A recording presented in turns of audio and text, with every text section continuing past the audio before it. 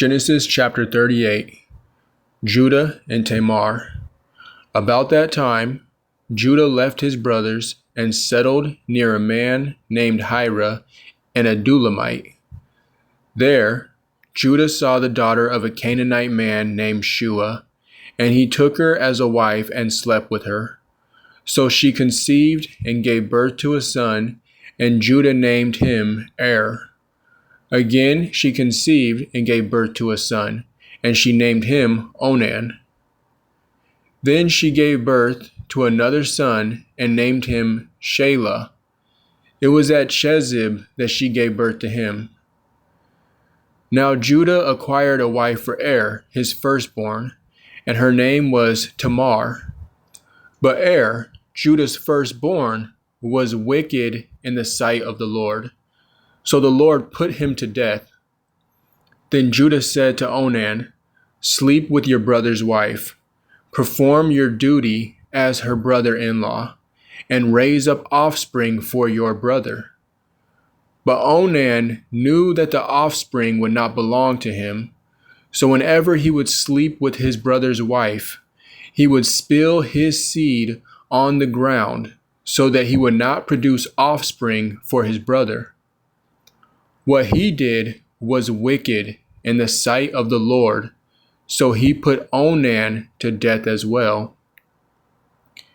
Then Judah said to his daughter-in-law Tamar, "Live as a widow in your father's house until my son Shelah grows up," for he thought he may die too like his brothers.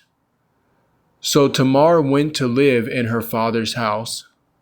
After a long time, Judah's wife, the daughter of Shua, died.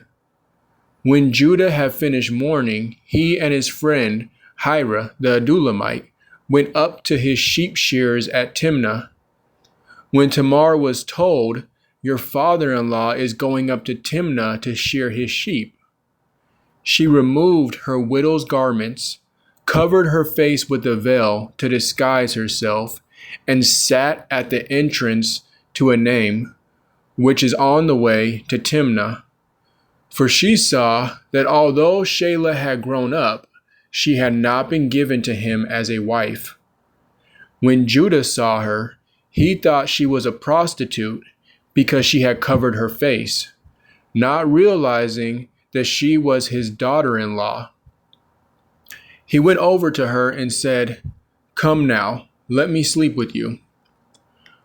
"What will you give me for sleeping with you?" she inquired. "I will send you a young goat from my flock," Judah answered. But she replied, "Only if you leave me something as a pledge until you send it." "What pledge should I give you?" he asked. She answered, "Your seal and your cord and the staff in your hand." So he gave them to her and slept with her, and she became pregnant by him. Then Tamar got up and departed, and she removed her veil and put on her widow's garments again. Now when Judah sent his friend Hira the Adullamite with the young goat to collect the items he had left with the woman, he could not find her. He asked the men of that place, "Where is the shrine prostitute who is beside the road at Enaim?"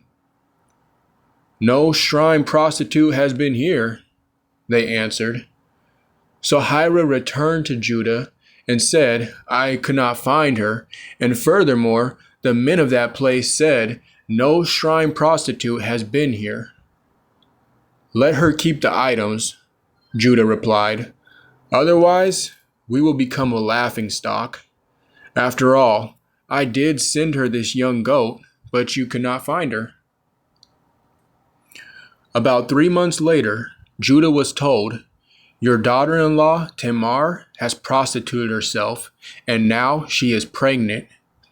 "Bring her out," Judah replied. "Let her be burned to death." As she was being brought out, Tamar sent a message to her father-in-law, "I am pregnant by the man to whom these items belong." And she added, Please examine them. Whose seal and cord and staff are these?" Judah recognized the items and said, "She is more righteous than I, since I did not give her to my son Shelah, and he did not have relations with her again." The birth of Perez and Zerah.